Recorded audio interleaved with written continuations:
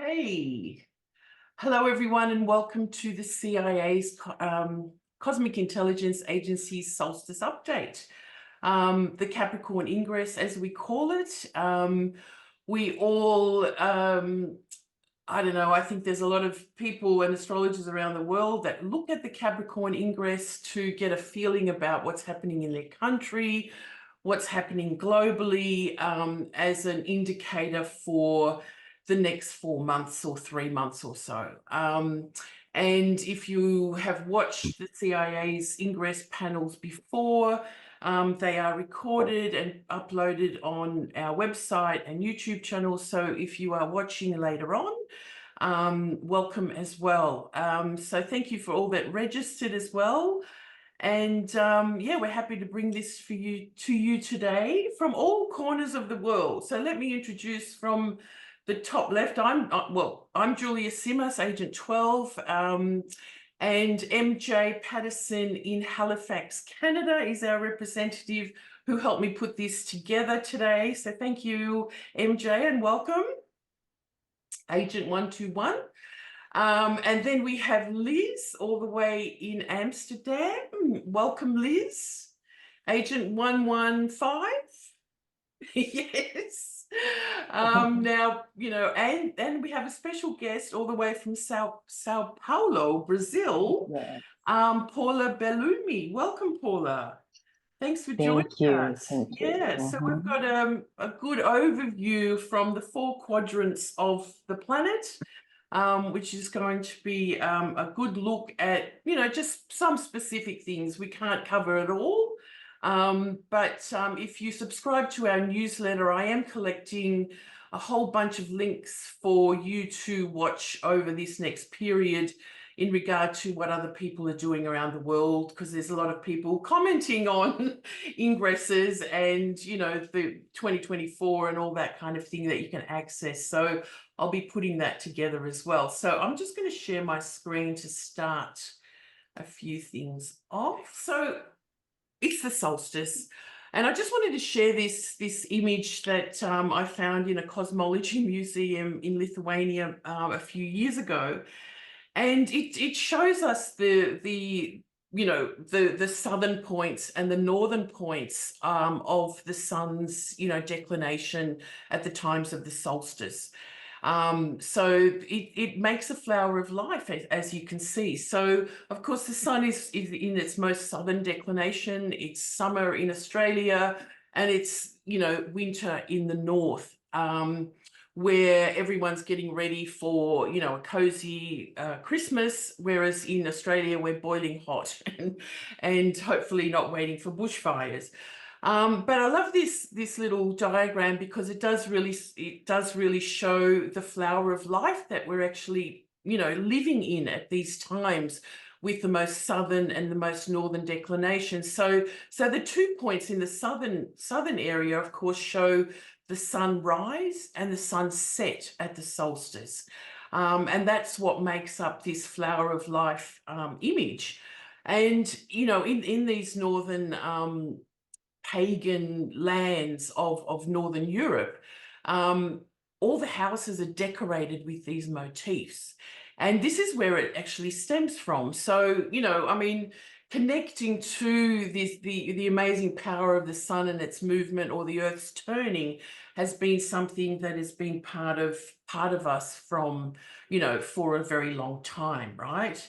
So and then if we look at these graphs, these graphs just help explain the declination of the sun through the zodiac. And of course, so what we have here is the declination grid of the sun through the zodiac. And if you can see, what we can see is that, of course, the sun is down here at 0 Capricorn, right down here at the bottom at the declination of 23-26 south. And we're going to talk about planets going out of bounds. And of course, planets out of bounds are when they're beyond the sun's sort of reach, right, at beyond 23 degrees and 26 declination, which the girls were talking about before. Mars is just on the edge there at the moment, isn't it? It's sort of coming back in, but it's hanging on the edge.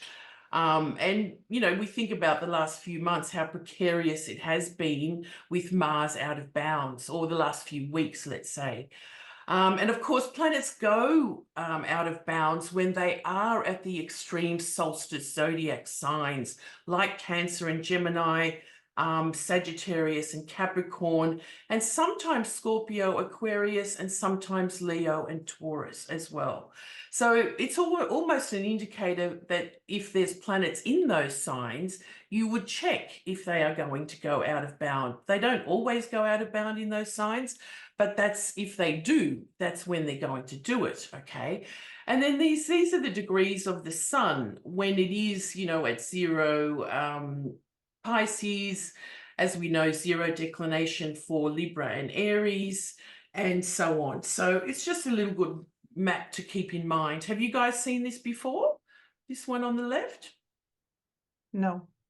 Yeah, but you know, you can see how that is so related to what we call antitia and contra antitia planets, right?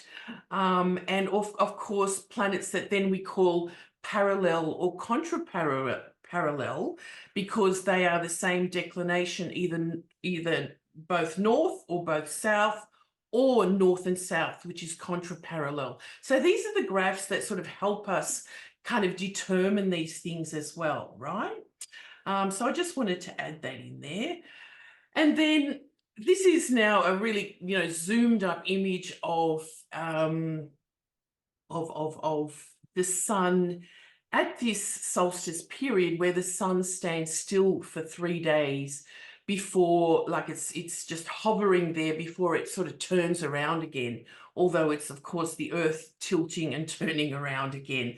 So these solstice points are very sort of let's say very strong on the world scope or sphere in turnarounds in many things that have been happening. It's like the trajectory changes somewhat. And that's what we can expect over the next few months as we look into 2024.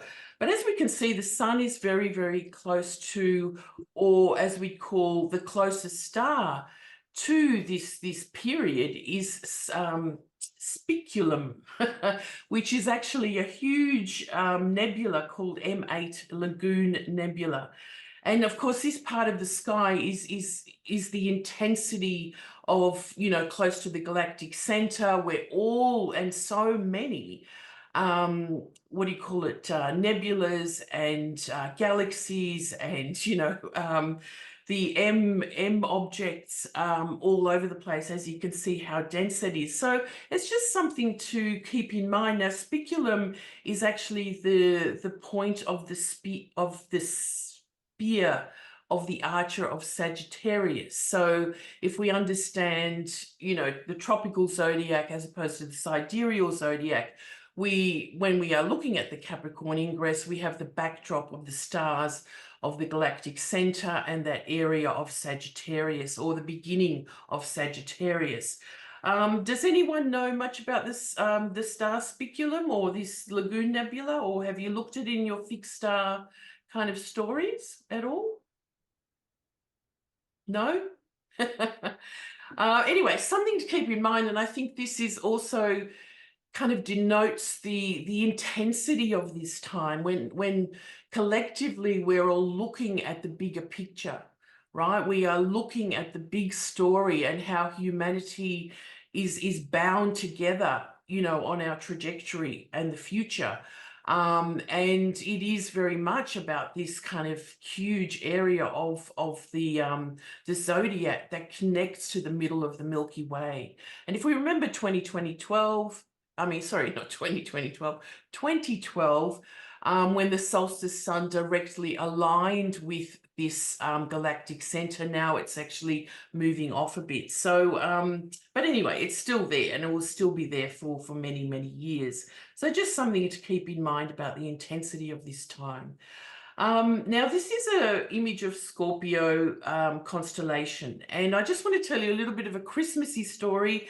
I have shared it back in 2018, so I thought it was worth to, let's say, bring it through again because of it's just a very interesting Christmas story.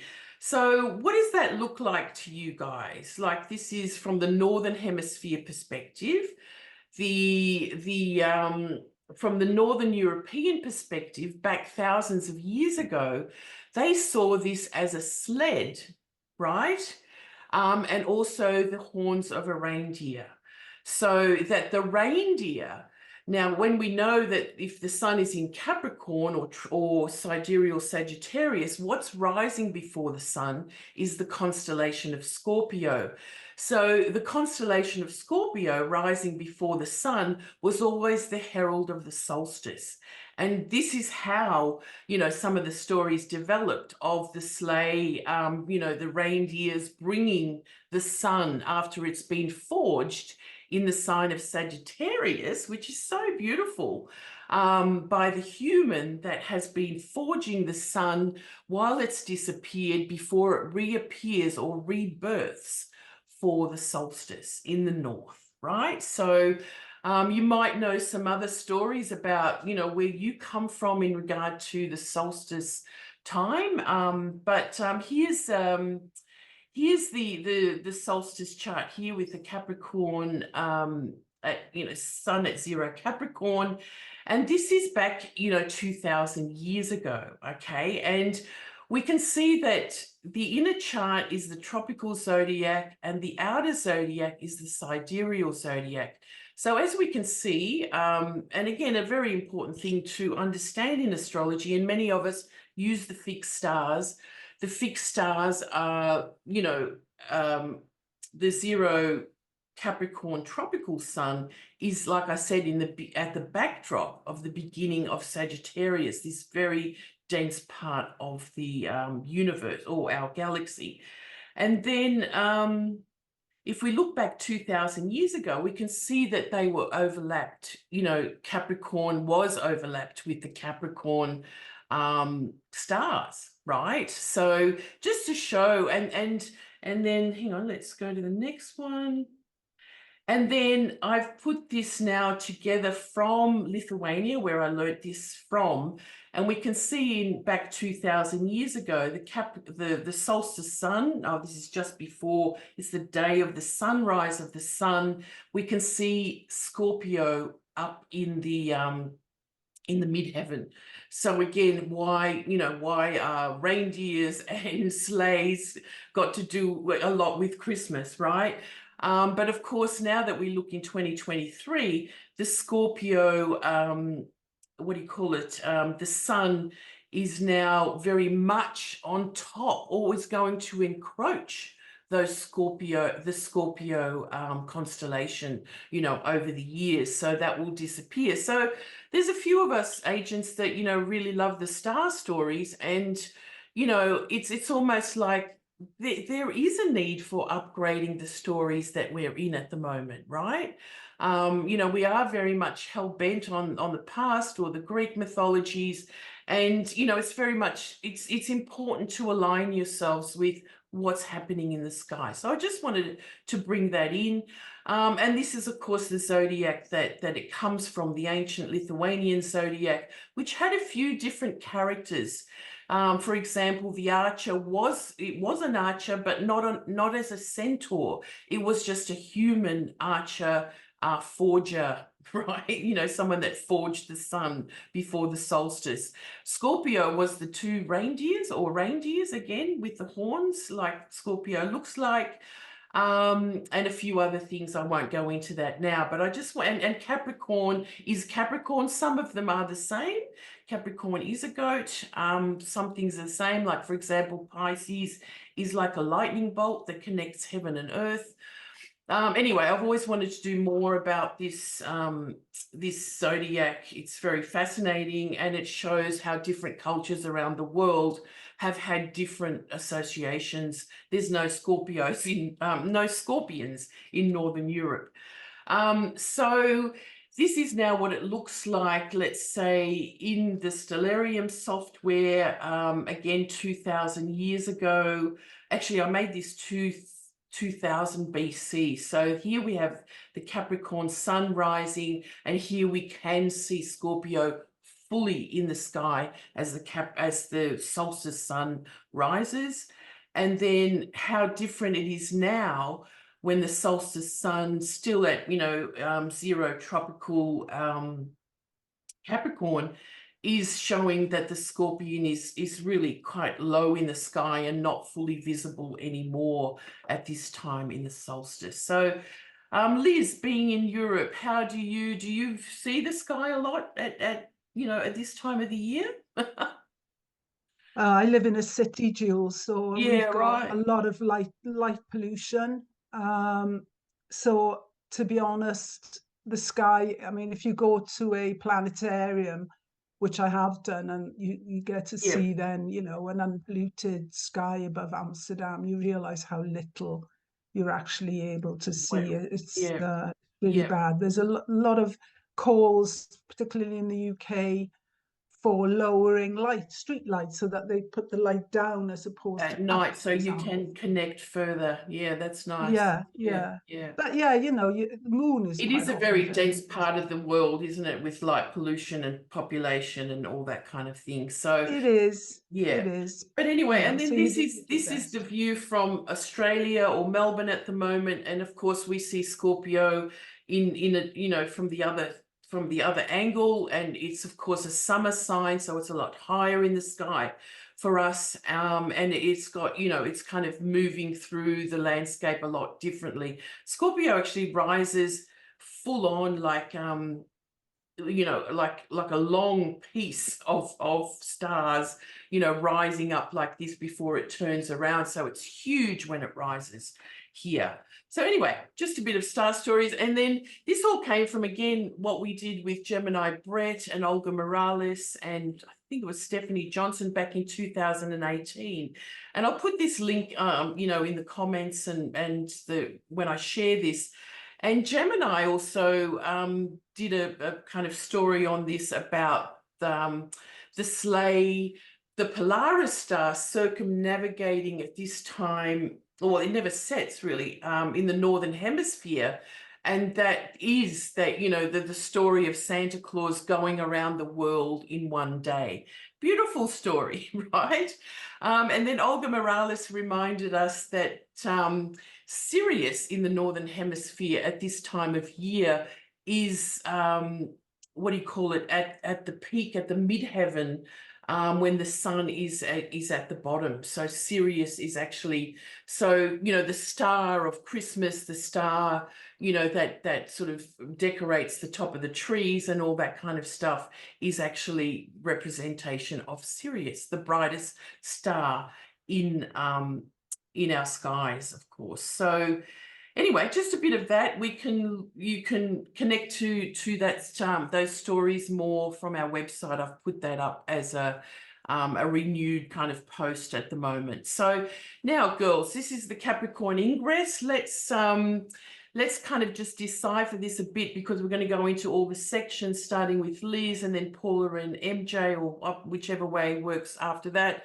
Because Liz is up late. We really appreciate that.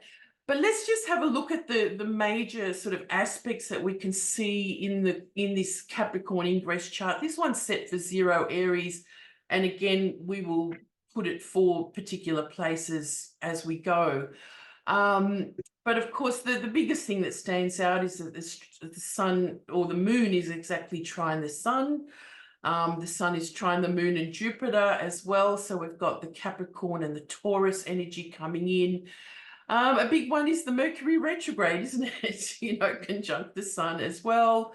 And they are both sextile to Saturn, which is, you know, very close to the midpoint. The moon conjunct Jupiter, of course, is accentuating everything to do with the moon, to what the populations around the world are going through at this time in Taurus, you know, very much related to, you know, finance, money, resources, and so on. The moon is at the first quarter phase. The moon is square Pluto, out of sign, but just out of sign. Venus opposite Uranus, that's a big sort of shake-up energy. Uranus is quincunx Mars. Mars is just on the edge of out of bounds, coming back in. Jupiter is square to Mars by a 135 degree. And then we have some midpoints of Saturn is Sun, Jupiter, as I said, and Chiron is actually the midpoint of the Sun and Moon. And here's the little graph for Chiron's midpoint. It's almost like Chiron, unexpectedly, but Chiron's a big player next year with the eclipse in 2024, in April 2024, conjunct the solar eclipse. It's actually bringing in all these planets. So anyway, over to you, girls. What would you like to pinpoint out about that? I think in terms of, because it's Greenwich, I think it's quite interesting that the government, which you would give to the 10th house, has like just managed to get its Rwanda bill through the first stage of its process going through Parliament. That's quite interesting. And I think as well, what I pick out of this chart is a bit of escapism, you know, people wanting to enjoy themselves, that sort of comfort of Moon and Jupiter in Taurus in the second house, creature comforts, you know, have a good Christmas, you know, actually shut the door in a way to what's going on outside. The Moon has just squared Pluto. It's been quite a dark time. And it is a dark time in the Northern Hemisphere. It's winter, right? I mean, the sun is going under really early. I think people are looking for escapism, which is as well, I think, Mars square Neptune. That's what I'm picking up out of it. You know, there's a degree of wanting to turn your back on things and just, you know, have a good time over Christmas, which of course will boost the economy, which definitely the UK, if you look at that Venus in the 8th house, Venus being ascendant ruler of the UK chart in Scorpio in the 8th. I mean, it's financially and in many ways, the UK is not a healthy economy at the moment. So yeah, that's my feel. It's a bit escapism, a bit wanting to have a good time, you know, just Mars square Neptune. For now. Can you tell us a bit more, because we're from all over the world?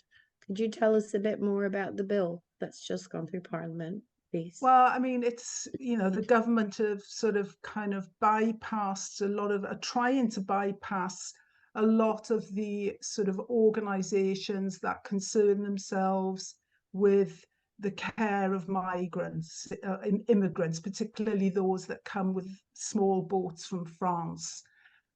Because Rwanda has been declared by, you know, refugee councils and, you know, international bodies as not being a suitable place to send these refugees to, because most of them, in fact, the figures show that about 80% of people that apply for asylum that come on these small boats actually get it. You know, they're entitled to it. They're coming from Syria and Afghanistan and places like that.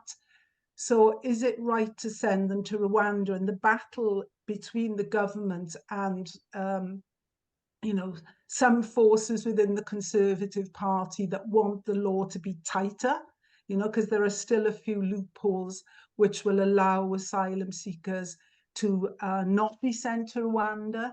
And then there's another group who are just totally against the whole concept. So it was a struggle for Rishi Sunak. I mean, yesterday he was inviting everybody round to number 10 in the morning. The vote was last night. And he just managed to get it through, but it's not there yet. But it's this whole thing of elections next year. A lot of countries are having elections next year. I mean, Russia, America, the UK, and we want to sort of send this message to people, you know, basically you're not welcome in the UK. There are no legal routes. It's Fort Europe, really. The doors are closing everywhere across Europe.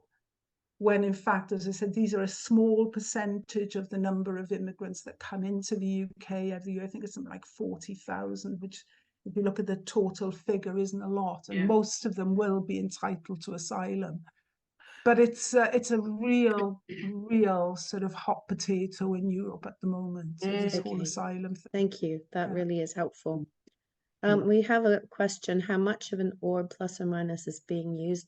I'm sorry, the way the chat is, I can't see the name of the person who asked. It just says CLA and then there's ... So, but that was the question. So what do you guys use when you're looking at this sort of thing? What orbs do you I use about 5-degree orbs. I don't use really large orbs, although like I didn't put Neptune square Mars there, which I should have, right? Liz pointed out. You know, you kind of forget things, but if we do have really wide orbs, we're not concentrating the information. I just feel, you know, that again, everything overlaps. Everything is actually aspected. It just depends what we're using. Do you know what I mean? Everything in the circle is connected. So, what about yourself, Liz or Paula? Yeah, I keep them kind of reasonably tighter. Yeah, I too, I use about 5, but for the moon, a little bit more, because the moon sun. goes, Yeah, a little faster. And given that it's at 0 degrees, making the trine, it's a perfect trine with the sun. And what I can get from this chart is that there is a lot of hope, because the moon is at the very early degree. It's exalted in Taurus. It wants a resolution, saying, please do something, authority, do something, you know, let's resolve this, especially because it's going also to a sextile to Saturn, a conjunction with Jupiter, and saying, hello, we need some fixing. But the dispositor Venus is in Scorpio, it's in exile, it's in opposition to Uranus. So it's kind of like a surprise. We don't really have an answer for all that. So basically, that's what I see in the very bottom of this chart, is a lot of unanswered questions and how we can solve all this. Yeah. So, Liz, just can I check? Did you have slides that you were gonna?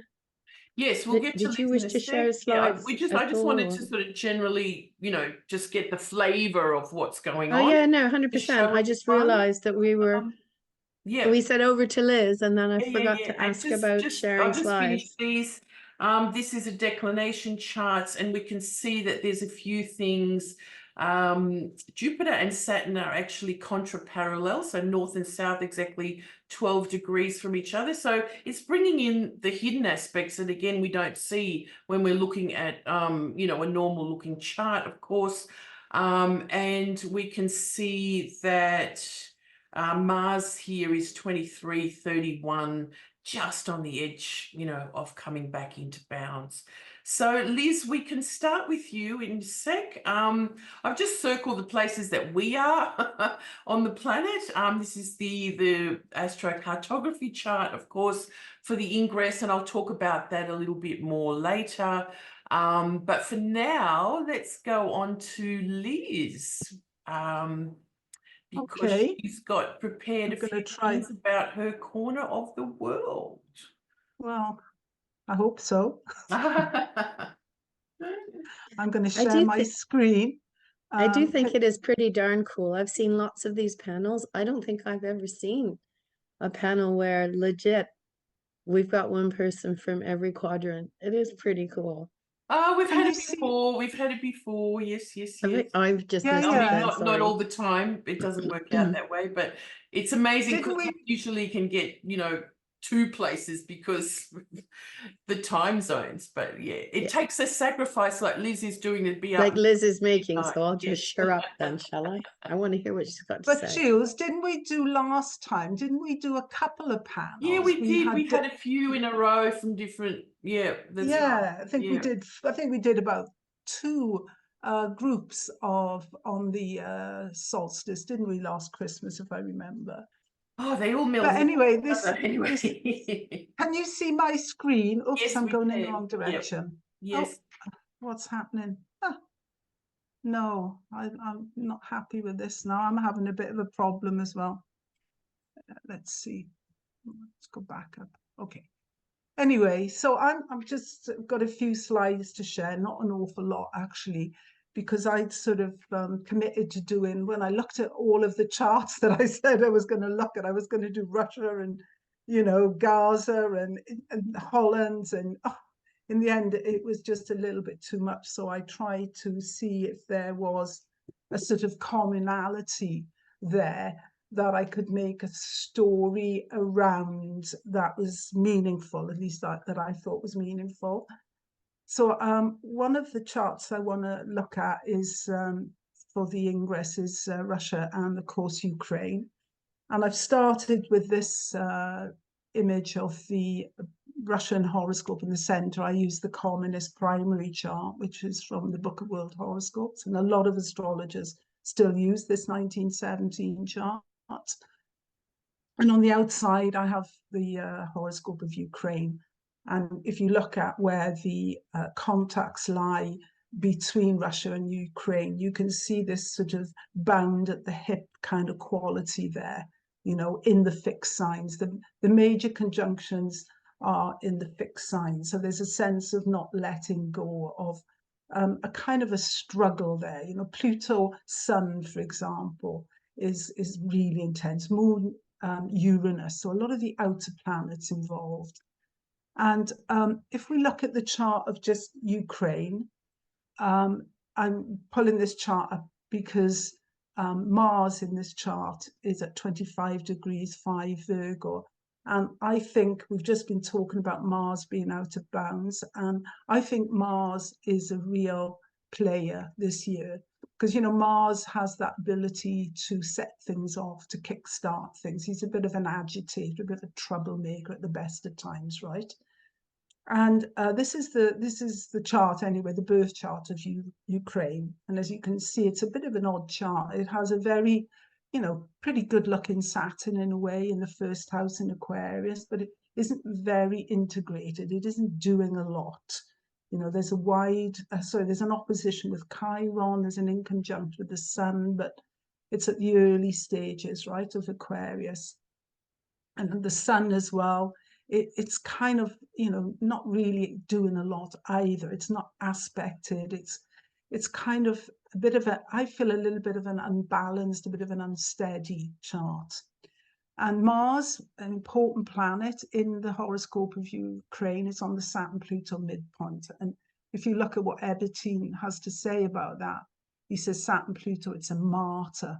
It's about tenacity and toughness and endurance and self-denial.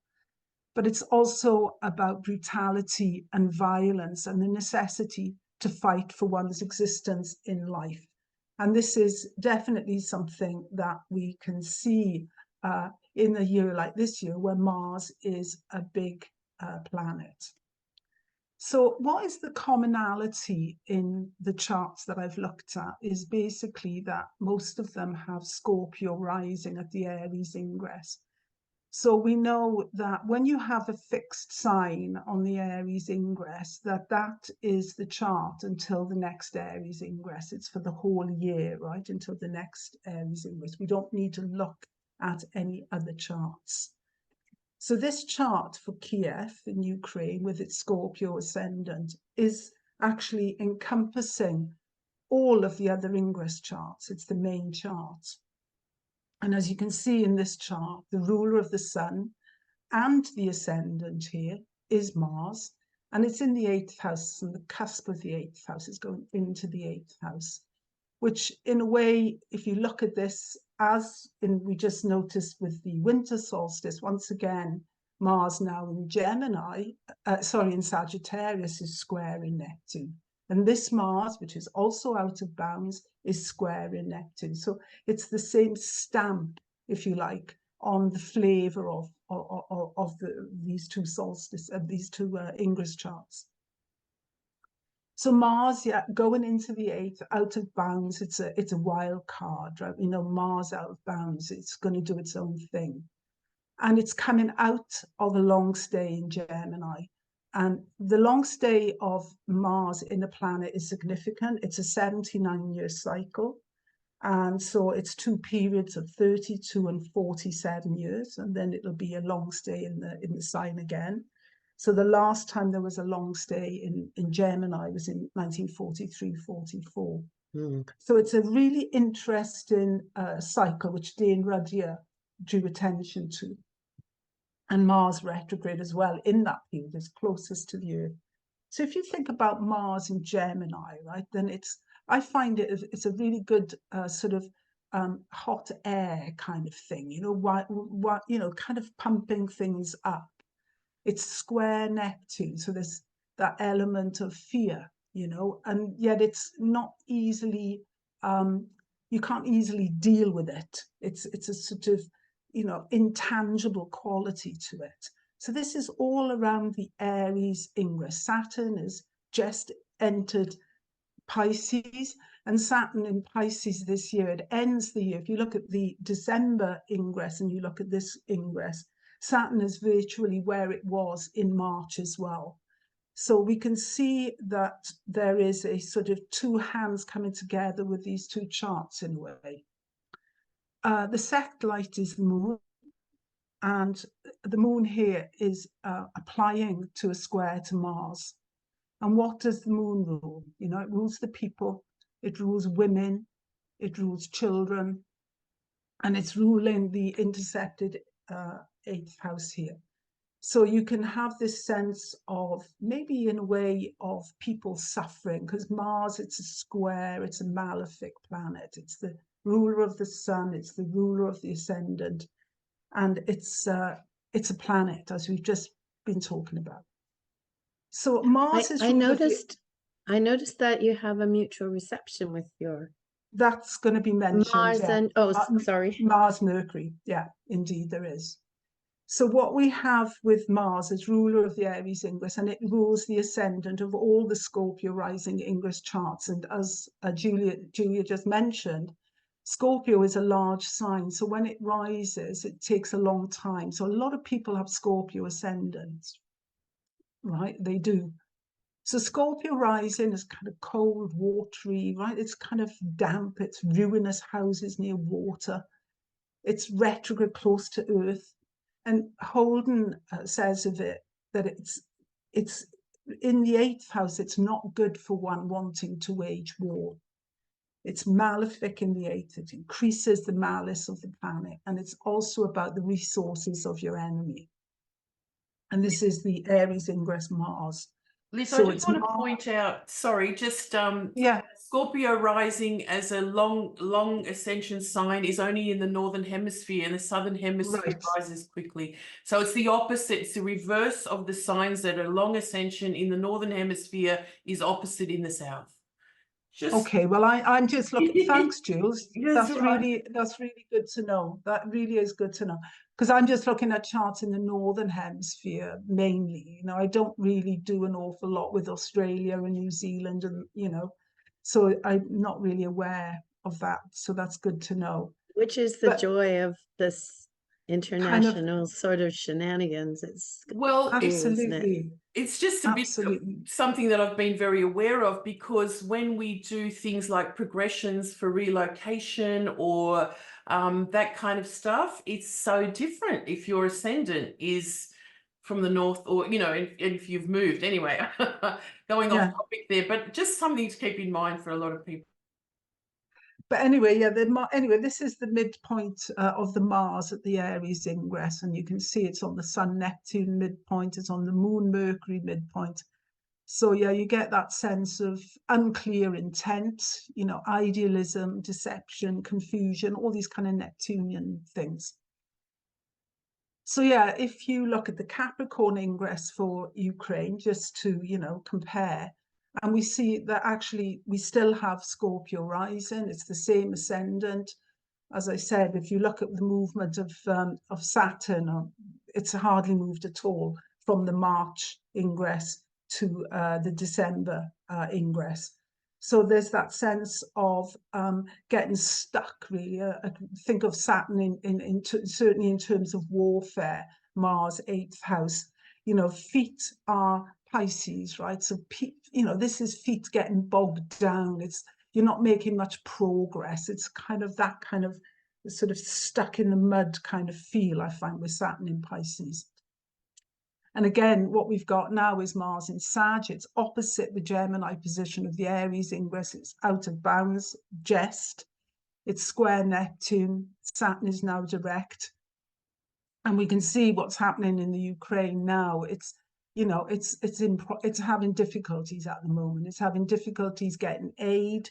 it's getting difficulties. It's on the cusp of the second house now, the ingress.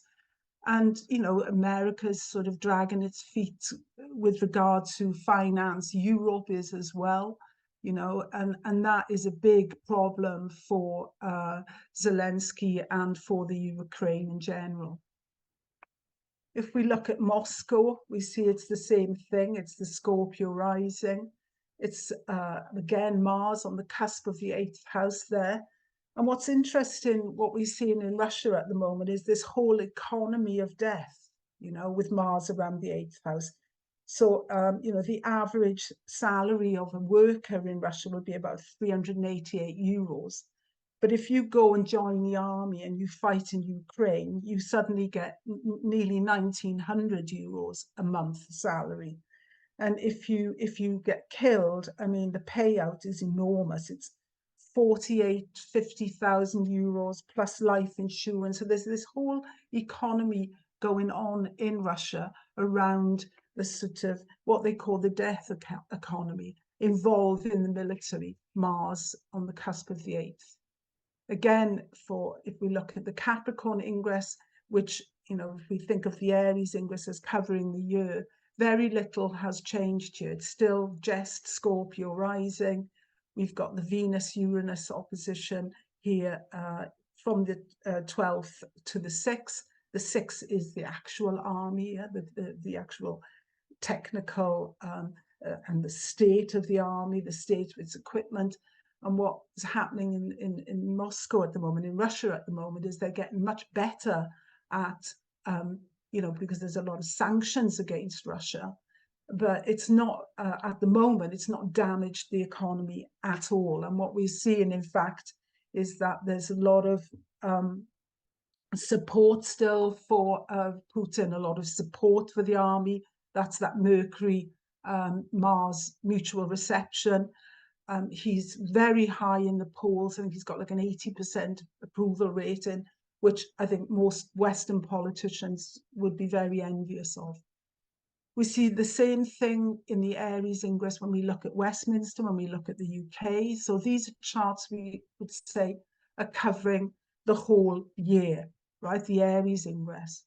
And what I find interesting here with the UK, for example, is that we have a very full 5th house, as we do in the Ingress chart when you look at the Netherlands. It's a very similar chart between Westminster and The Hague, that full 5th house. And I recently gave a talk here and somebody was asking me about that, you know, what's this full 5th house? Because, yeah, you know, where do we see it? And it's traditionally the house of birth rate and children and sports and all of this sort of stuff. But then there is that other connection, which I'd forgotten about, which, you know, was brought back to mind, is that it's the opposite to the 11th house. And the 11th house is Parliament, right? And the 5th, opposite the 11th, is the House of Lords, the house of the high society. And what we're seeing at the moment is a huge amount of criticism of government leadership. You know, we've got the COVID inquiry, and there's a lot of outrage against the elite, the 5th house, that sort of, you know, for example, recently we had Rishi Sunak, the King, and David Cameron, all taking separate private jets to COP28 in Dubai to talk about climate change. I mean, that is just so shameful. And what's happening these days, you know, Pluto here is actually in the 3rd house. You know, people are more aware of these things than they have been in the past. So yeah, this is the Hague. As you can see, a full 5th house here. And the horoscope of the Netherlands as well is really tied into these charts, because the Netherlands has the sun in around 25 degrees Pisces. So we're having a Neptune transit at the moment to the sun. And the sun is square Neptune in the Dutch horoscope as well. And Mars here in Gemini is, you know, pumping into it. And Mars in in Sagittarius is going to be hacking into it as well. So there's a lot going on in the Netherlands at the moment with the attempt to try and form a coalition government following on from the fall of the Dutch government due to its immigration policy. As I said, immigration is the big issue here. This is the chart for the House of Oranges. You could give a whole talk on this chart. It's such a fascinating chart with Saturn ruling so much, and Saturn in Aquarius in the 9th house. Holland has so much to give in the sense of forward thinking, you know, its policies on euthanasia, on so many issues, on drugs, on prostitution. It's really got this sort of a different way of looking at things, and sort of trying to give something to the world in that respect, but really going through a crisis at the moment. So all of this sort of mutable energy with Saturn in Pisces, which is going to be creating a lot of waves in a lot of charts in the years ahead. And we see, if we look at this, when Neptune was in the beginning of Pisces, and we have the opposition there to Jupiter in Virgo, this was the time when Europe was saying, this is Angela Merkel's famous statement with regard to immigration, wir schaffen das. We can cope with this, we can deal with these people, we can help, you know, all these people that are fleeing basically from, you know, the whole situation in the Middle East, the war in Afghanistan, Iraq, Syria, the Arab Spring. It created a wave of immigration that was comparable to the Second World War. And what we are getting now is the fallout of that, with Saturn coming into Pisces. We have Saturn and Neptune at the moment in Pisces, closing off basically a 36-year cycle. It's the end of the cycle, and we know the next conjunction we're going to have of these two planets is going to be on the Aries point, and that is a very, very special conjunction. It doesn't happen very often. The last conjunction on one of the, shall we say, the axis of the world was one in Cancer, which is, you have to go back to the 18th century for that. And William Herschel, who discovered Uranus, was born under that particular conjunction. So there's this huge event, and meanwhile we're in this Pisces, which is, I find, always about karma, you know, where the pigeons come home to roost, if you like, where a lot of unresolved issues from the past, Venus ruling the South Node in the December Ingress chart. So there's a lot going on. Gaza as well. Here we see Sag rising on the Ingress. So that means we need to look at the Libra Ingress as well. So there's two charts here. This is an interesting chart as well, with Mars in the 7th, you know, having come out of a long stay.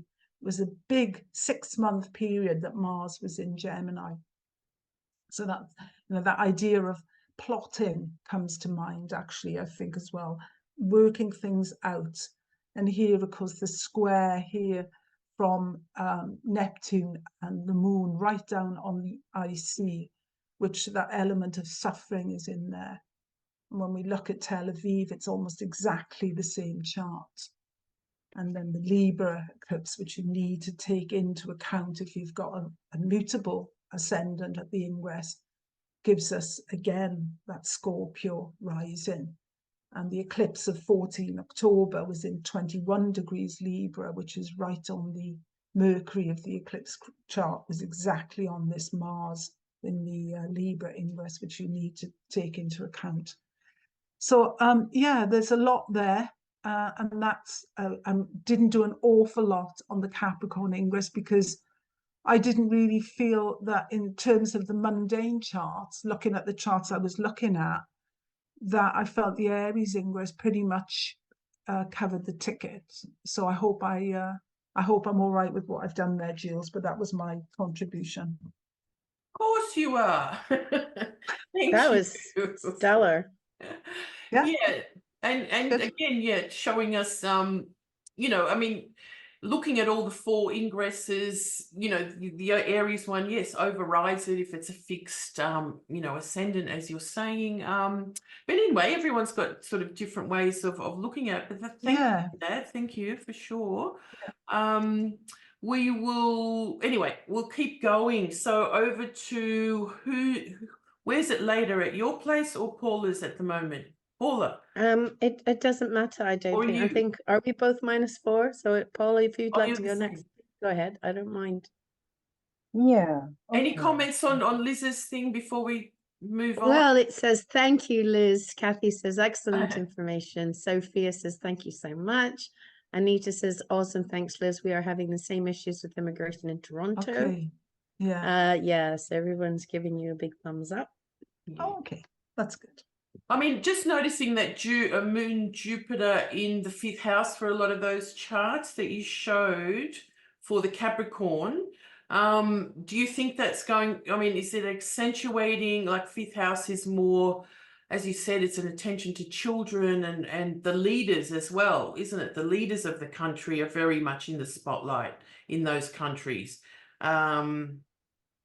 Yeah, I think good it's or more positive or more kind of, you know, you expect that to be more positive, but again, just whatever's going on more accentuated. Well, a in couple those, of those.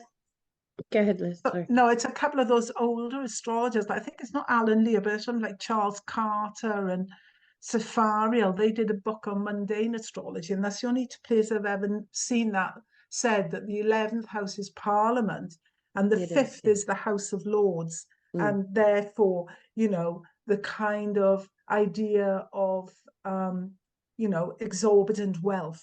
You know what I Right. mean? And Which and with also on the flip Well, side of again, it too, Mm, noblesse oblige. So the idea being, if you've got a lot, you should give a lot, and if you don't, you're a bum. yeah. yeah. Want more back. That's the thing, the Moon Jupiter. Yeah. We want more back from what's being taken Yeah. all over Yeah. the place. Yeah. Yeah, Okay. because in Canada we Pluto we as don't well. have like lords. If Yeah. you get No, a no, peerage, you yeah. have to renounce your Canadian citizenship. As Conrad Black found out, we should never have taken the bugger back. But anyway, point is, but we still have our elite, if you will. That That's Yeah. what I was going to say. absolutely Yeah. We've got live in politicians they that live act in the like 5th that. house. So yeah, Yeah. definitely. All right. Sorry. Okay. Thanks, Liz. Thanks, Yeah, Jay. thanks. Over to you, Yeah. Paula. Thank you, Liz. That was wonderful. And I have another way of showing, because this is more like of the South America and Brazil, especially Brazil is the largest country in South America. And I saw a lot of similarities and contrasts as well, because here in Brazil, for example, the Capricorn Ingress is in with the Libra ascendant.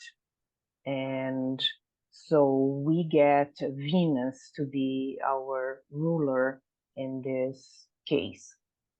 What I found interesting is that the sun, the moon is in trine with the sun, and it's very much in the cusp of the 8th house and 4th house. I like to mix a little bit of the whole sign houses with the quadrant houses. And if we consider that the sun is in the 4th and the moon is in the 8th, the Brazil, for example, just participated of the COP28 in Dubai as well. And Brazil having, and South America having the Amazon, it put us in a kind of evidence so that we can protect the environment.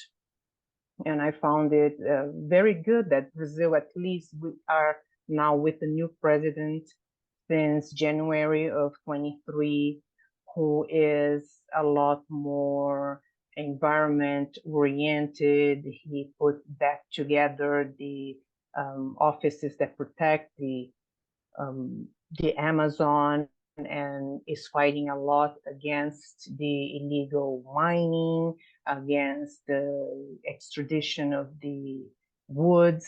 So I believe that Brazil is now getting to more of a place where in the whole world we are being seen and being recognized, or at least they're trying to protect more of our forest. So having the moon in the 8th is like there was a lot of injection of money so that Brazil can protect the forest and the Amazon. So that is very much according to this chart. Okay. And also comparing with the chart for the Aries Ingress, we also had the sun in an angular house, and this president, he has a very non-conventional way about speaking about the war. He talks about how Ukraine, like Russia, is not the only one fighting, and in this conflict with Israel and Palestine, he's trying to protect the civilians, and for many people this isn't very acceptable. So meaning he's in a position where he's been talked about. So I find this to be positive in a way, but Mars being here right on the top of the chart, maybe it's bringing this controversy to this region of the world. What else I saw here? Mars, let me see, let's not get lost.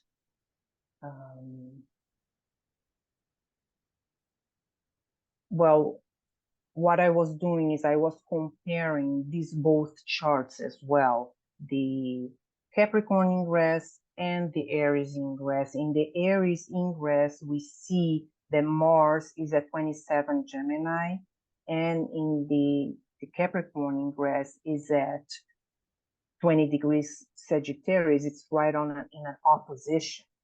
So for me, that tells that the conflicts may be going on. Even here in this region of the world, in South America, we are having some conflicts going on as well, which is not very common between countries, but we'll get there in a bit. And one thing that I also, as I was saying in the beginning, that the moon being at 0 degrees Taurus, the Saturn at 2 degrees Pisces, you see Mercury and the sun making a conjunction at the 0 degrees. It's a lot of 0 degrees. Even the ascendant here being at 5 degrees. Well, we see the thirst for something new, for new developments. And I believe that this is going to happen very much so, especially when we compare that also with the Jupiter-Saturn conjunction that happened in 2020. I think that chart is very significant for the whole next 20 years, especially taking in consideration the opposition when it happens in 29 and the 2030, because this is what's going to develop really, is the Jupiter-Saturn conjunction chart, which you see, it brings what? Mars in square to Pluto. It's an exact square. It brings the Jupiter and Saturn conjunction at 0 degrees. Once again, the new development is like, it's going to be huge, and maybe more humanitarian, more of a looking at the people as they are, because Aquarius is a human sign, but at the cost of a lot of conflict, really, because of this square of Mars and Pluto. And funny enough, incredibly enough, that happened in the same day of the Capricorn Ingress in 2020. So this is, for me, very significant. Once again, we see a lot of early degrees.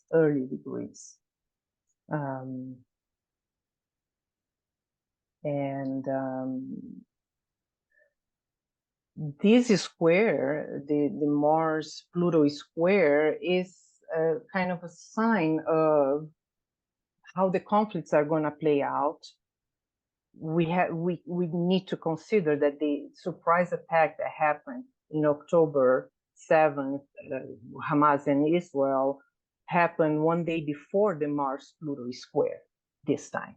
So we need to pay attention to this. It's like it's almost like it's proven that this is going to be a war chart, the Jupiter-Saturn conjunction. Not only we have that, but also the Venus and Pluto are in Anticia. So it's Mars and Venus making this, mingling with Pluto. So coming back to our Capricorn Ingress, is similar in many ways because it also brings the Sun and Mercury to the same position of the Saturn and Pluto, Saturn and Jupiter conjunction, which I find it very significant. So it's almost like a manifestation of this chart. And but now we have the Mercury retrograde, the conjunction with Mercury retrograde, meaning retrieving, reviewing, bringing a situation back, resolving things from the past. The conflicts are clearly, of course, about unresolved issues from the past. So let's see how this is going to unfold in the future, because I don't think it's going to be easy for humanity to, overcome all that.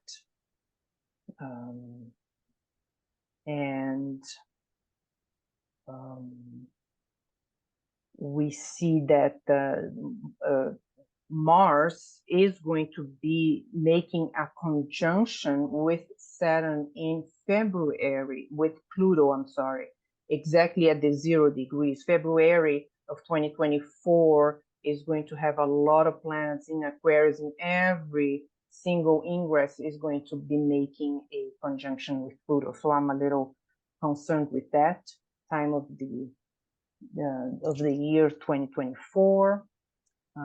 Let's see what else.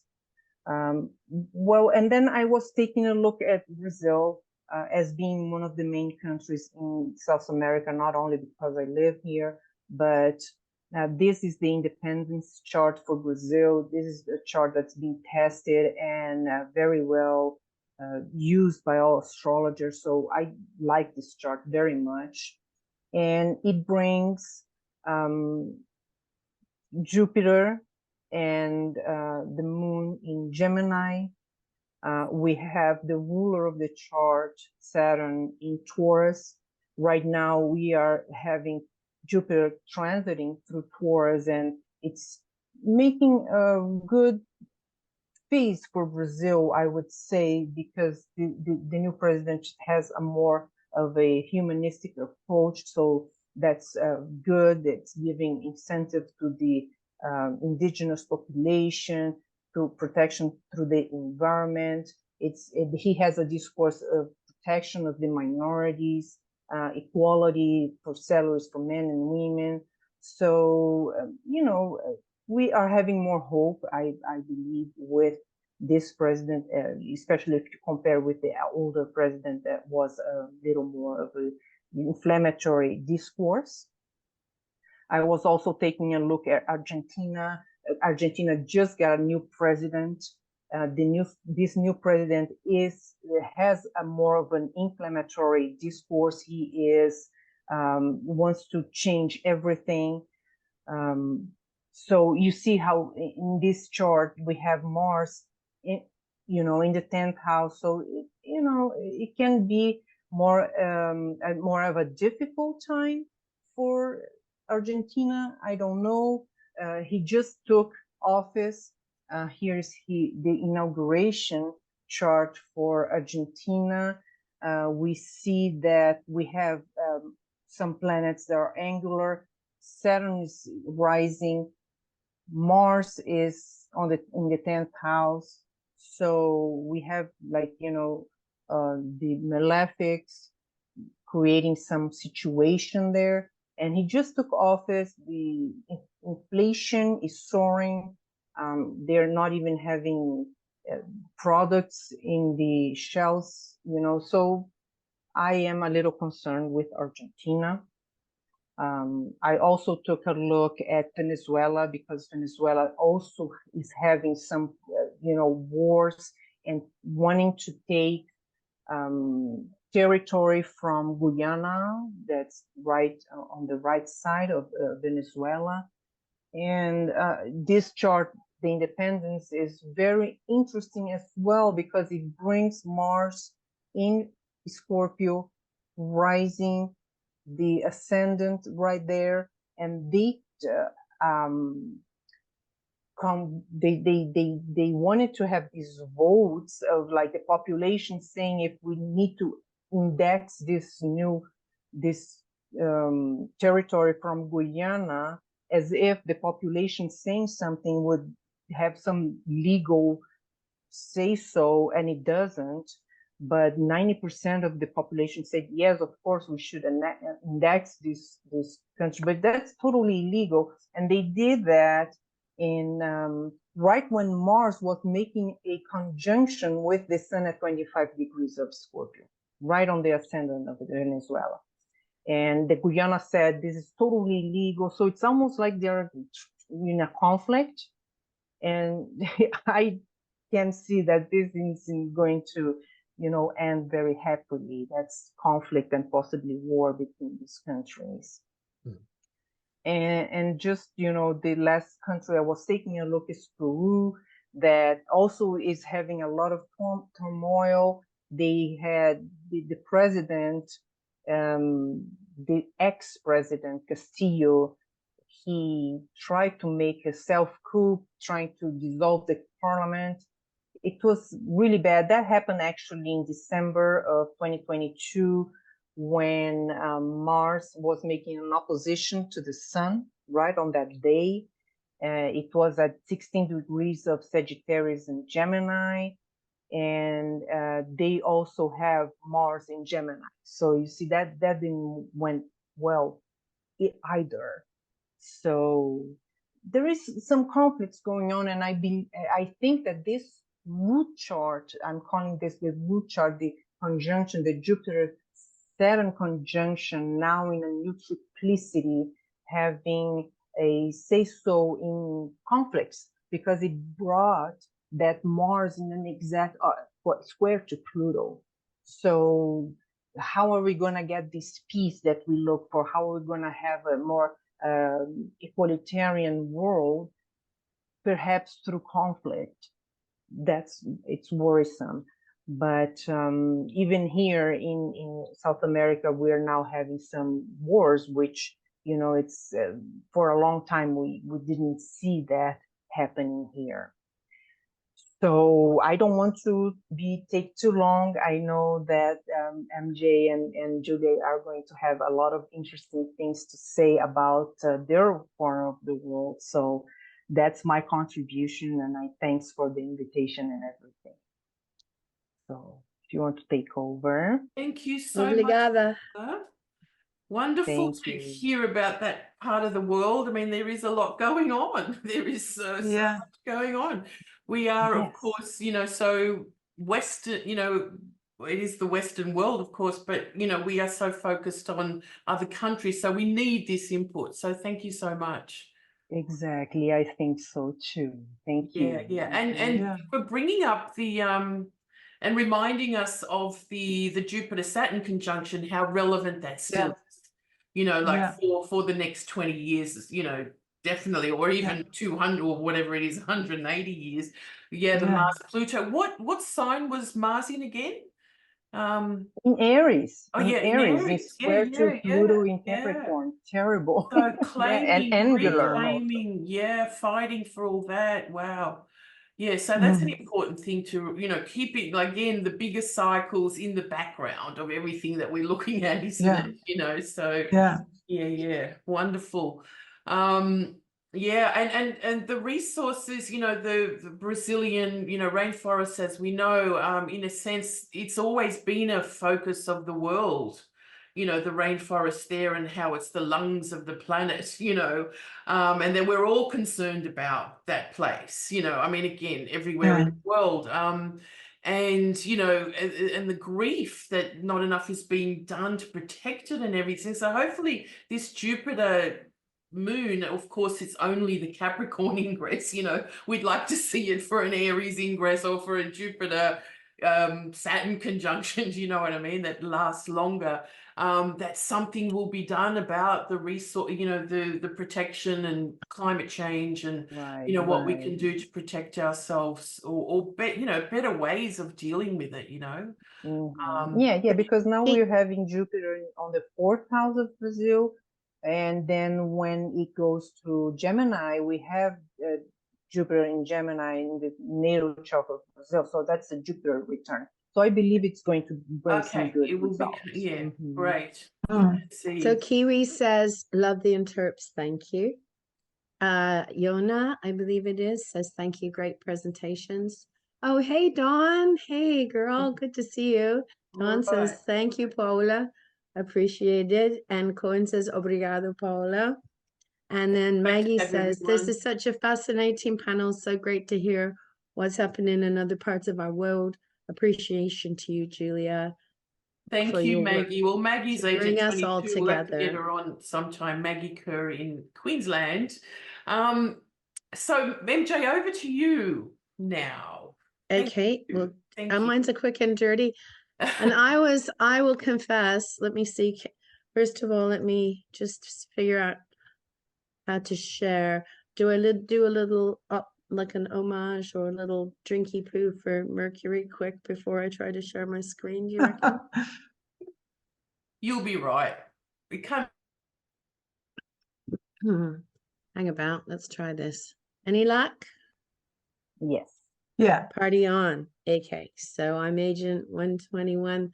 Why? Because Alex Ternowith was agent 144, which was 12 squared. So I decided I wanted to be 11 squared. West and north. So I took from basically Greenwich to the dateline and then down from the North Pole to the equator. That's kind of my patch, I guess. So this is first of all, I think, let me just see if I can find it here. I just wanted to show you, I probably missed a couple, but this is the number of countries that fall into that quadrant of the globe. And in my defense, I just felt I couldn't choose one of them or two of them or three of them over the others. Although I saw we have a couple Canadians on the call, so for my sins, I did slip a Canadian chart in there, but it'll be really quick and at the end, just to take care of my peeps, you know. But really, I wanted to do something a bit more general because this is insane. There's way too many places to look at. So without further ado, this is the beast we've been looking at, been studying. Here we have, now I have arbitrarily stuck Mars on the ascendant, only because, as you can see, he's ever so slightly out of bounds. And I believe it was Liz who quite correctly said, hey, hang about, isn't he on his way back in? And he is, but he's also tap dancing on the head of the sun there. I don't know if you can see that. It's kind of tiny. And he's conjoined the sun here. So normally from 20 to 0, that's a 10-degree orb. That's pretty sloppy even for the sun, right? But when you add in the declination, that tightens it right up. And I would definitely grant that Mars-Sun conjunction. And I'll show you in a wee second here. This is the equinox chart for March in the middle. And it's based in Halifax, but it kind of doesn't matter really. Because what I'm interested in is because the outside one is the Ingress chart we're studying now. And I just thought it would be quite good sport to see the two charts stuck together, right? To see where everything lines up. And I don't know if you can see this, but look where Mars was in the spring. So although he's on his way back down, boy joys, he wasn't in March. He was well up there at about almost 26 north declination. So he's definitely our bad boy for this year, I reckon. So that's kind of basically what I wanted to show with that. So back to the chart of the day. Of course, we've already talked about the sun moon trine, but there is something, I don't want to be a Debbie Downer here, but I do want to say that if I learned one thing as a young astrologer, I used to think, ooh, trine, way, everything's going to be really peachy. Trines are good, right? And then as an older astrologer, I came to understand that it means with great ease. So sometimes that's good, yeah. And sometimes, you know, he murdered the other guy with great ease. He only had to hit him once, right? So that can be a trine. So I'm not trying to predict doom and gloom. I'm just saying beware the trine. It's not always what you think it is. So we have this earthy energy, which can happen with great ease. And we have that very, very stubborn moon. Like, bless Taurus. We love Taurus to bits. Everybody thinks that the Taurus sign is like a bull's head, right? Because it's a circle and then there's a half a circle on the top. But I don't know if anybody's read the book by Debbie Hyphen, as Axel Harvey used to call her, Debbie Kempton Smith, who's passed on now. Brilliant book. It's called Secrets from a Stargazer's Notebook. But I saw it in the bookshelf, flipped the other way, and on the back it said The Definitive Lazy Person's Guide to Astrology. So I figured, oh, that's my book. That's for me. Anyway, she says, no, it's not. She says it's actually a baked potato with steam rising from the top. And the thing about Taurus is, once you get on their shit list, right, you're never going to get back off again. That's it, you're done. Okay, and very, very fixed. And so the concern I have is in the mundane chart, the moon is the people. Yeah. And so my worry is that it would be very easy for us collectively to kind of get a mob mentality and to get kind of a stiff neck and kind of, you know, my way is the right way, and not really, and close our ears and not listen to the other guy, right? Because Taurus, right? And I mean, as if that weren't bad enough, we've got Jupiter next to Taurus. So it means lots of the same. You know, Jupiter means like, and more. And here's another bucket full. Okay. And it's trining with great ease this heavy, heavy energy of Mars Sun coming into the cardinal axis, which one of my nicknames for the cardinal axis is the shot heard round the world. So not, I would just say, there was a really good quote, and I can't remember if it was the person that founded the Body Shop or who was. It was a gal that said it, and she said, everybody says that one person can't change the world, but I've never ever seen the world changed in any other way. So my pitch to everybody listening tonight is, when it seems like there's nothing you can do something. And if we all do something, even if it is refraining from smacking somebody, because that's a thing, let's each do something. And just maybe we can use these energies for the good. That would be my pitch. That's my little party line for this evening. So I like dials. I have a dear friend who's also passed on. The problem of getting older, some of your friends aren't here anymore. They're busy having adventures somewhere else. So Arlene Newmark taught me about Uranian astrology and dial work. And so I thought, well, why not? Let's have a little looky-roo. I'm going to put that Mars on the dial. This is a 45-degree dial. And I'm just going to see what I see. And I see that Pluto and Neptune are like, the Mars is at the midpoint of that Pluto-Neptune. I don't know if you can see that. So in other words, when I moved the pointer around and pointed it at this 20 Sag, I have here the Pluto Moon Neptune, my bad, sorry. But you can see how close that Pluto is. It's Pluto Moon, really is what it is, Neptune. And so this is where people get kind of brittle and hypersensitive. Their, I would say, thinking powers diminish. The knee-jerk reaction kicks in. And it talks, I mean, this is straight out of the combination of stellar influences, right? by Ebertine, the book, right? So, I mean, it has to cover a lot of scenarios, but basically it looks to me like, he says in relation to sex life, but Pluto's not just sex, it's sex, death, and taxes, like fate, karma, the inevitable, right? So, nervous troubles. I don't know how you are. Well, like, I'm guessing a lot of you have take clients, right? Not just the panelists, but the people who are on the call. I don't know how you found it, but I found that most of my clients are like, they have mouth guards because they're grinding their teeth, they're having insomnia, they're like, they're anxious, they're stressed out. And it just seems to be a global situation that we're all like, it's almost like we're all like a tense, an over tightened piano wire. And so this to me looks like more of the same. And so that tends to bring out the worst in people when we're not in our happy place. It's much easier sort of to default to maybe a negative response to things. So in general and in mundane, the chance of a knee-jerk reaction goes up.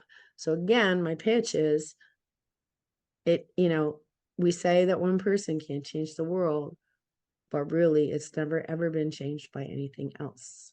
So my pitch to everybody is, between the breath, in breath and the out breath, just take a pause if you can do it. It's not easy. And then I twisted it around and I put it on, it's Chiron down there, I'm pretty sure.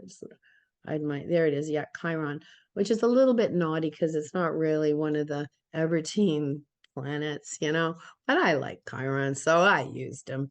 And it was kind of cool because I see Uranus and Aries and Chiron. And to me, that talks about stuff. And of course, clearly this is not from Ebertine because Aries and Chiron don't even get a look in, okay? But it's like difficulties around things like food, Aries, right? Feeding the people, Demeter. Technology is one expression of Uranus. Electricity is an expression of Uranus. I forgot to write that down there. But it was actually Ed Tamplin that taught me that Saturn is coal, Uranus is electricity, Neptune is oil and gas, and Pluto is nuclear energy. That was so cool when he showed me that each of these outer planets represents a different form of like energy, basically. So it could be issues with electricity. And then also, of course, with Uranus, it's the things you're not expecting. So unusual weather patterns and stuff like that. Unexpected weather. And also with Chiron is this crazy thing where we have an inability to solve our own problems while at the same time we're off busy helping other people. So it's almost like I'll fix your problems and it saves me from having to do the work of looking at my own problems. And on a global level, I do find, at least in the first world, we have a really bad habit of that. We're so busy pointing to the third world or the second world and saying, hey, how come you're not doing this and how come you're not that? Meanwhile, we have a big mess in our own backyard, which we haven't even bothered to clean up. So to me, that axis speaks a lot to that. So, I want to shrink this down a little bit. Let me see if I can do that. Don't want to stop my share. There we go. Can you guys still see that?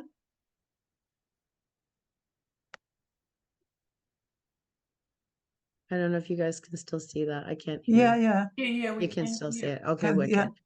Because I didn't want to, I see that I've trimmed off the edges here. So we talked a little bit about fixed stars earlier. So I thought, well, we're looking at the whole world. Let's have a little poke around and see which fixed stars are in play for this chart. And I noticed that, let's start with the people, the moon or the people. So let's start with the people. The desire for forbidden temptation. So the desire to kind of have which doesn't belong to us, or there's so a sense of greed or a sense of doing what we know isn't really right, and also maybe taking the easy way out. Then I looked at Saturn. I looked at Mars. Because why? Because I felt he was a key player. I think you've heard that like a broken record here with all of the presenters. And we have a strong right arm. This is Massim at 20 degrees of Sagittarius. A strong right arm, the struggle for perfection, or knowledge or wisdom. And that gave me a sliver of hope, if I'm honest, because that Mars and every other delineation is looking pretty heavy. But if we as a planet are struggling to get our together and to improve our wisdom and to increase our knowledge, maybe, just maybe, we can figure out another way other than going to war yet again. On the Canadian TV the other night, I was floored. After they had the news, the national, they had this panel of different points of view of like, how is peace made? Let's look at historical cases of where peace was made when there was already a war. How is peace made? What are the mechanics of making peace? What does that look like? How can we set ourselves up for peace? So if that isn't the struggle for better wisdom, better knowledge, and a struggle for perfection, I don't know what is. So I would exhort us all to nudge our local governments to like take a similar point of view if we can get away with it. Why did I pick Saturn? Well, because the rising, I mean, not the rising sign, but because Mars is a player, he's in Jupiter, right? He's in, sorry, Sag, and his dispositor therefore is Jupiter. So I went to see what I could find in Jupiter's sign, and I found Saturn, and I thought, well, Saturn is, you know, nothing manifests in this world without Saturn. So what's he up to? And I have Anif, which is at 2 degrees of Pisces, the nose of the horse. And it's a bit worrisome because it's ambition, capriciousness, and a bad risk assessment. So Saturn's usually the guy with a long view. He takes a 30-year view. He's practical. He's careful. You know, he doesn't go off half-cocked. But when he's conjoined to a star that goes off half-cocked, the risk is that when plans are being made, they're not taking all of the information into consideration, and a bad choice could be made.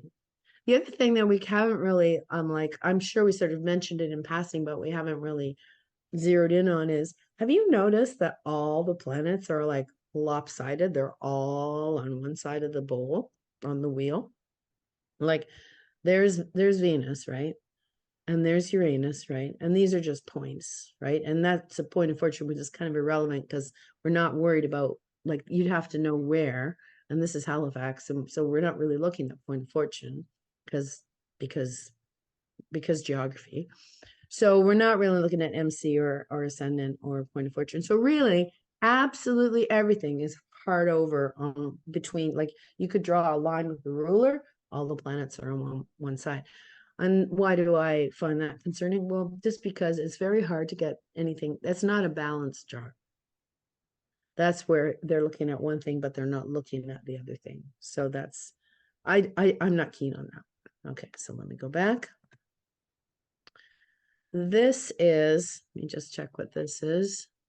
Oh yeah, so this is where I was a little bit cheeky, and I wanted to show you Canada's chart with this winter solstice chart. So I did a lot of rectification on the chart of Canada. I know Brian and I don't use the same chart, and I respect his is at least a logical choice. He's very intelligent and his choice is logical. However, I bottomed that one out too, and for me, it didn't sit up and dance like this one. So we actually are not 1st of July. We are actually 29th of March. We are, in fact, an Aries chart. We just happen to have Cancer rising. So we want you to think we're nice, but we're really a-holes. Just so you know. We just don't want anybody to know about it. And if you look at the history of Canada or talk to anybody who's a member of our First Nations, they'll guarantee you that that is the case, okay? So, but what am I seeing here? Well, I noticed that, and I actually I flipped it, okay? So this is the solstice in the middle and we're on the outside here. And our little unmothered Capricorn moon is sitting in the house, the second house of like stuff. We're all terrified because we all feel like we have no money. Our grocery bills have like quadrupled in the last probably 12 months, 24 months. It's been grim. Like a lot of other places in the West, stuff's not on store shelves because of the carbon tax, we have a thing where we're trying to be carbon neutral. So they've added a big tax. But of course, that includes anything that gets transported, which of course means groceries. So that's increased the price of groceries as well. And it's not good. It's not good here for sure. Anything, I just want to, I don't want to make a meal of this because I'm not doing this for the other countries. I feel a little guilty, but I just wanted to point out that, and I just wanted to point out where our sun is in relationship. Yeah, so I don't think it's going to be a very good year because look, our sun sits with the chart I use at 8 Aries, and it's a wide square, but it's square to obviously the Ingress chart. But it's a lot of our stuff sits in the 4th house with that Mars on the horizon. And so for me, I think it's a lot of like, we're trying to sort out our domestic issues and we're not doing a very good job of it. And Liz mentioned immigration. And we also are running into those kinds of challenges and issues here. Not because we don't have the space, we have the space, but we don't have a lot of housing, which is a whole other issue. And our healthcare, like England, is stretched to the max and other things. So it's not that we don't want immigrants, it's that we've got our own people who have passports, who are citizens, living in tents because there's not enough, because the cost of living has gone up to the point that they can't function in society. And these are people with jobs, these are waged people. So we're in a bit of a crisis domestically, I would say here. So because I felt I needed to serve the entire quadrant. So I had a little mooch around to see what's kind of things the various parts of my quadrant are dealing with. In the west of Africa, there's a slide against democracy. So little by, as you can see, all these red areas. So the pieces that I would be interested in would be sort of Guinea, Senegal, all these external, because once you get to Mali, they're east of Greenwich. That's not my quadrant. But there's Guinea-Bissau, that's one of mine. And basically, the coups are becoming more and more successful, which was a shame because there were in the past, it attenuated, and now it seems to be on the rise again. So just the sense of the voice of the people is being silenced more and more. This is England, but it's actually already been covered by Liz, so I'm going to skip it. In Canada, our main problems are cost of living, housing, healthcare, economy, and climate change. US, very similar: economy, healthcare, climate and the environment, and you see immigration here is number 5, and government spending. They have an issue of abortion simply because there's been a lot of aggressive clawback of the Roe v. Wade since Ruth Bader Ginsburg died. I don't know if everyone knows who she is, but she was an amazing woman, and she was on the Supreme Court of the United States, and she advocated for women's health and sovereignty. And this is the Latin America, and I really was just looking at sort of Central America, but this came up, and it's the same thing: inflation, getting sort of a stable environment. There's issues of corruption here as well.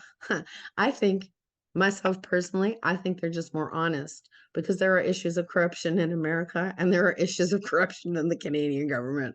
I just think that whoever did this survey was more honest. I think that's an issue across the board. In the rich getting richer and the poor getting poorer, access to education and healthcare. So you can see it's the same, it's a harmony on the same tune, right? Okay, that's pretty much what I've got. Over to Julia. Thank you, MJ. Yeah. Wonderful. Look, I don't know what's happening with my screen. My eye, I'm trying to turn it off. But anyway, you won't have to look at me. It's just, I was trying to fix it up. I don't know what's going on again with my new computer. So if I look a bit weird, it's just the image. But MJ, you brought up some great points. We're all going through the same thing. It's just universal, isn't it? Like and this is so much, I think, the last, bits of Pluto in Capricorn. Do you know what I mean? Like it's all the ongoing issues that we're trying to solve, the rich and poor experience is has been ongoing. Has this Pluto in Capricorn transit, it's made us more aware of it. But has it fixed it? Does it fix things? Just makes us more aware, right? And then I think we can shenanigate. I propose fractal vandalism. So go to your local farmer's market and buy a handmade gift. Don't I think don't Amazon that puppy. Yeah, just that we are one making those small corporations thing bigger, aren't we? would upset the entire empire. Yeah. No, I think actually when Pluto went into Capricorn and we had that immense sort of financial meltdown. Yeah. Actually, looking back on it, I think what we saw was the biggest redistribution of wealth imaginable. Because what has happened in the last 15 years or however long it is that the rich and the percentage, the 1%, you know what I mean? And the rest. And that the rest is what's going to fuel now Pluto in Aquarius, the rise of the rest. You know what I mean? The unrest of the rest. The unrest of the rest. Oh my God, that's a t-shirt.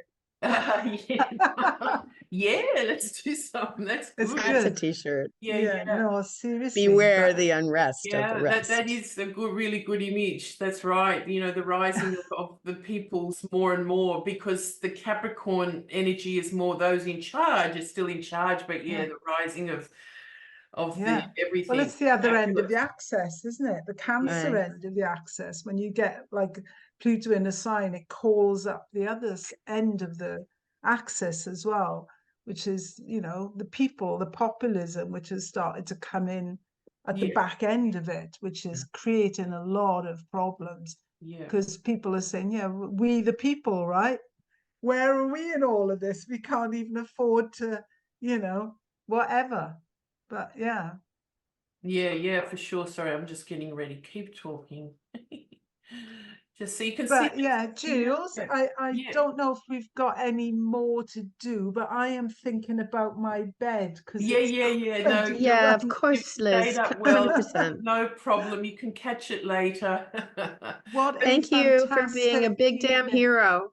Yeah, I really enjoyed everybody's talks. That was wonderful. It was really great. And I'll watch the rest at another moment online then. Yes, of course. I'm going to back out, ladies. Thank you. It was great. I love you all. Thank you so much for doing this for us. Thank you, everybody. Lots of love. All the best. And Merry Christmas, everybody. Yes. Good you. Thank you.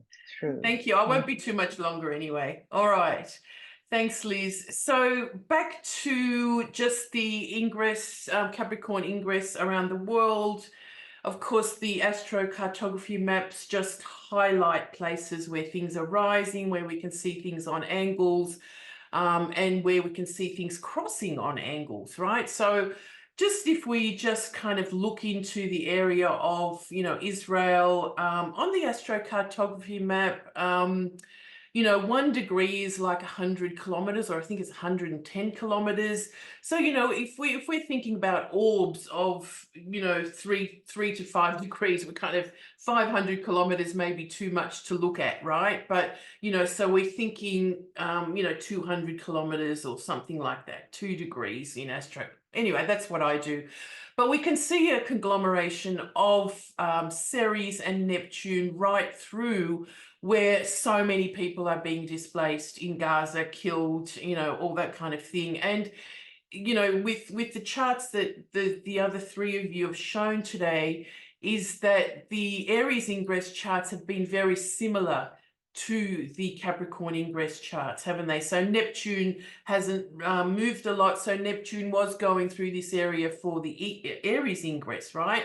With the Mars square. And we've got that again, okay? So And of course, it goes up through Ukraine and to Moscow, as Liz showed us. So, you know, again, a very volatile area, you know, that we, you know, would have seen, you know, earlier in the year. We don't have a lot going through Washington except for Ceres. Now, Ceres is kind of a wild card. She's not really aspecting a lot of things. But if we remember Capricorn Ingress 2022, Ceres was at 0 degrees of Libra, opposite Jupiter at 0 Aries, conjunct the Sun, of course. The Sun at Capricorn. So there was a huge T-square.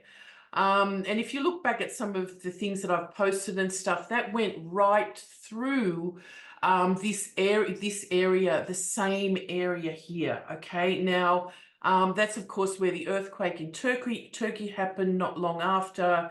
You know, again going through Ukraine. It's a hugely volatile area on the planet, and I'm going to be talking about this later at another panel that I'm doing tonight, which I'll tell you about in a minute.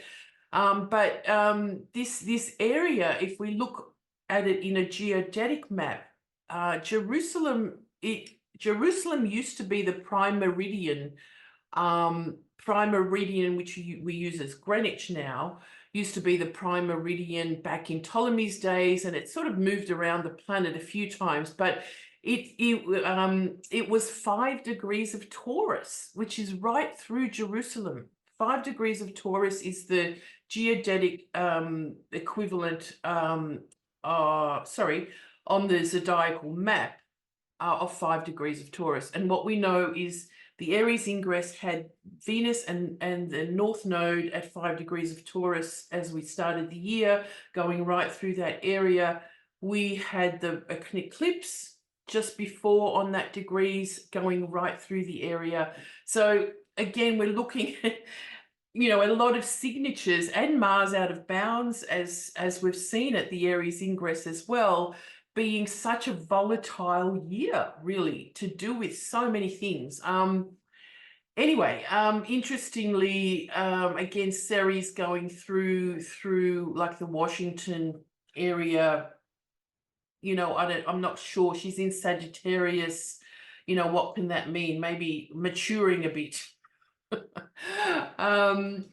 Anyway, I'll keep going. So I just want to point out the geodetic map again a little bit. So every area on the planet has particular coordinates, okay? And they're fixed, compared, you know, in relation to starting at 0 Greenwich and moving 30 degrees across the planet all the way around. So there's particular zones. So if we see planets, eclipses, whatever, going through a particular sign, we can kind of automatically focus in an area on the zodiacal geodetic map, right? So this is the whole area where Taurus is on the midheaven, okay? We've had when the what do you call it, the Ukraine war started, Uranus had started going through Ukraine, right? And right through Kiev, right through this whole area as well. Now Uranus has of course moved further this way, but again, we've had the nodes moving into a new area. And what I'm going to concentrate more on in this session is, of course, the Australian section, which is kind of Sagittarius rising through our capital and a Leo MC. So all these, you know, the Leo areas were very much affected by the last Venus retrograde, if you've kept an eye on it. Anyway, I have been doing that. It's quite amazing to follow. And some of you might not know, but the USA chart has a 13 degrees, is it 13 or 14 degrees Sun in Cancer, right? And on the geodetic map, 14 degrees of Cancer is the IC through Washington. So it's not, what do you call it? You kind of wonder how things have been set up to make Greenwich, you know, or the USA sort of capital to be set up on this grid at 13 Cancer on the on the IC. Anyway, there's a lot more to do with that. And as I was saying, Jerusalem is 5 degrees of Taurus, okay? So, so here we have, this is the geodetic map now, which is where Jupiter and the moon are, okay? The moon's a little bit further out. It's more through Istanbul and further up. But right through this area is where Jupiter is stationing now over the next couple of weeks. At 5 degrees of Taurus again. So again, a huge hotspot that we're looking at. And again, there's so much more to look at here, and you can do your own studies with that, looking back at this again and report back. But I'm going to be concentrating on this Mars going through at 20 degrees of Sagittarius on the geodetic map through the east coast of Australia. And this is the area that in 2020 was completely devastated by fire. There was just so much fire. It was unbelievable. And the nodes were exactly on the same degree as this Mars is now of 20 degrees of Sagittarius. And we'll look at that in a little bit in a minute. And just also this period of the year, I'm not sure I've got the new moon up there, forget that. This is the declination cycle of the moon, so showing what we call the lunar standstill. The lunar standstill meaning when the moon's declination cycle reaches its peak, and that is peaking in 2025. Around the same time as the Saturn-Neptune conjunction. So it's again, the top grid shows the lunar minimum. So when the moon does not go out of bounds for a period of time, and then when it sort of peaks up to the 2025 cycle, where every lunation is going to be out of bounds or getting close to it. And especially when the lunations are in the areas, as I showed you at the beginning, Sagittarius, Gemini, Cancer, and Leo, or the opposite signs, okay? So this is now again showing, let's say, the volatility of this timing, because we are going in, we have had 2 lunations with the moon out of bounds on the 27th of November. The one we just had at 20 Sag was also out of bounds. The next one at 4 Capricorn, and then the first 2 of 2024 will also be with the moon out of bounds, and that just accentuates more and more into 2025. Okay, so just to keep an eye on that. So again, this is the Australia. Well, this is, hang on, this is the Melbourne chart. I don't want that one. I want the Canberra chart. And why have I got Melbourne? I have mixed up a few things today. Here we go.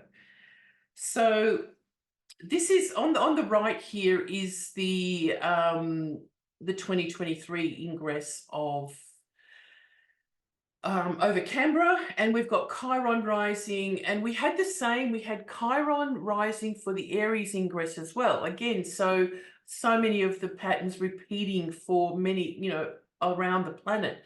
And of course, the biggest thing, well, one of the biggest things that happened in Australia was the voice to Parliament for our Indigenous Australians to get a voice, or a bigger voice in the decisions made for them. And so I know this is crazy.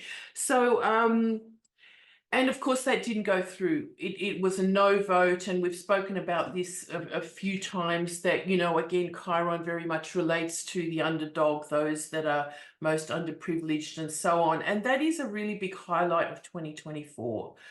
Just generally, because just before the Aries Ingress 2024, there will, or just after, sorry, there will be a solar eclipse conjunct Chiron, as I said. So then I've put the 2 charts together, looking back to 2020, and Paula reminded us that the Jupiter-Saturn conjunction had happened just on that day, but I've said it for the Capricorn Ingress, and how, again, connected that is to what we're seeing in this ingress as well. We have, like I said, the nodes, the Mars is right on the nodes of that 2020 ingress and Jupiter-Saturn conjunction. And then we have the nodes of now being on the Mars of that time, right? So we've got a lot of things being brought up from, again, unresolved issues, like a lot of the Victorian Premier resigned recently, and the Queensland Premier just resigned recently. We've had, because of, well, I'm not going to say because of COVID, but because there's a lot of cases coming up where they're being held responsible for the things that happened during COVID and lockdowns. And it's almost like it's a little bit too much to sort of go, okay, so just resign so you can, you know, not have to deal with what's coming up for you. So we've had a lot of that, which is really interesting. So the recall now with Mercury retrograde, as Paula, you know, sort of reminded us as well, there's a lot of things coming back to be dealt with. Even though it's 4 years ago, I mean, again, COVID lasted for 3 years, and there's you know, some things coming back, or people still getting COVID, all that kind of thing. And just another thing that I'm really kind of curious at is that the bushfire season for this year is being predicted, or for this summer is being predicted again to be, you know, quite intense as well. And again, relating to 2020, Australia was already burning by the time of the Capricorn Ingress, and, you know, full on for the next few months and so on. We've had a few bushfires. It's not so intense now. We've got a hurricane up in Queensland at the moment, but and this hurricane is actually, you know, kind of in the area where these nodes and Chiron are going through anyway. And there will be a lot of loss of, I think, fruit they're most concerned about. And I remember every time hurricanes do, you know, let's say, what do you call it, destroy parts of Queensland, is the fruit. And I remember one year it was bananas, like there was just no bananas because a lot of bananas and whatever are grown up there. So anyway, so a lack of fruit for Australians somehow. But it's interesting to see that sort of nodal axis going through there. But again, coming back to this, you know, Leo Sagittarius zone, we have, this is, of course, that area I was talking about where I showed the nodes for 2020.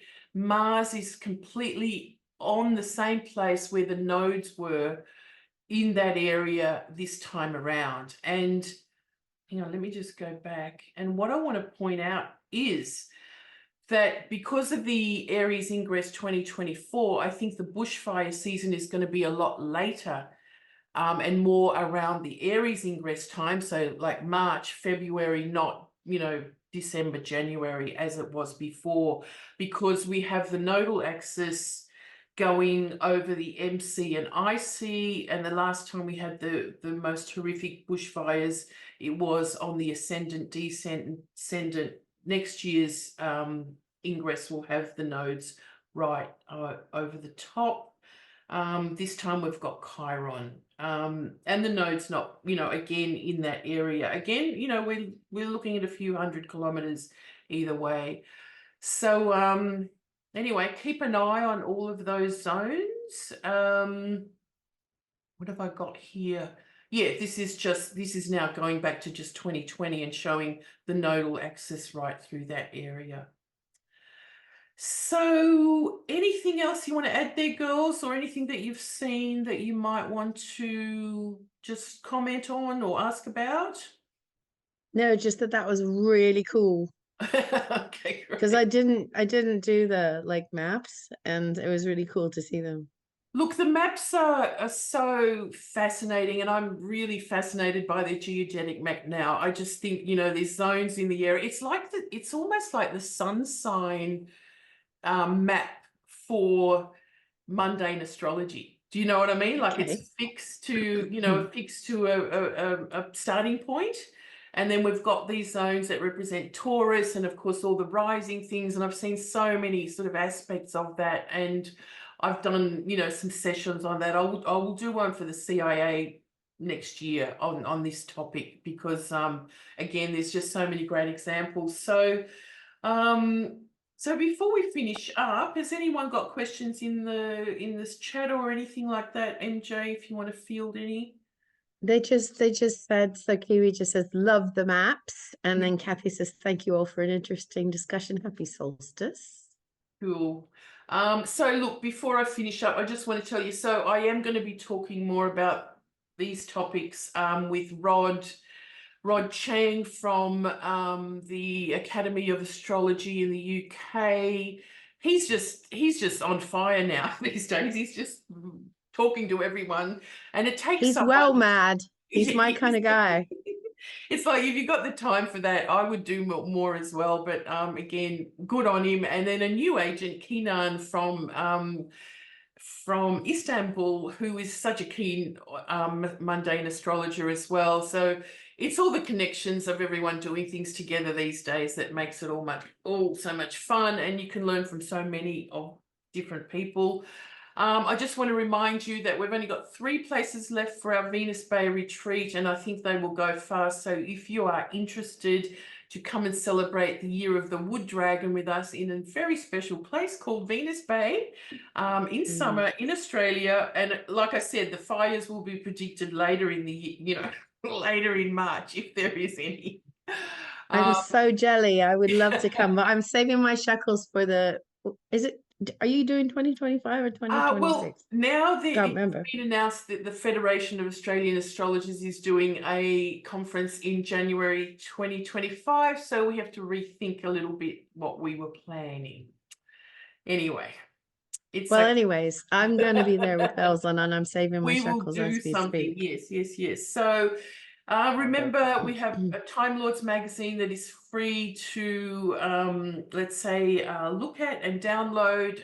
It's on our website. Do have a look. The next issue is due out early next April.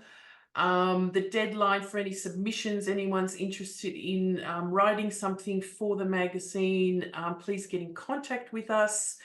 Or advertising as well. It goes out to about 7,000 people, or that's how many reading at the moment, and growing all the time. So that's awesome to see.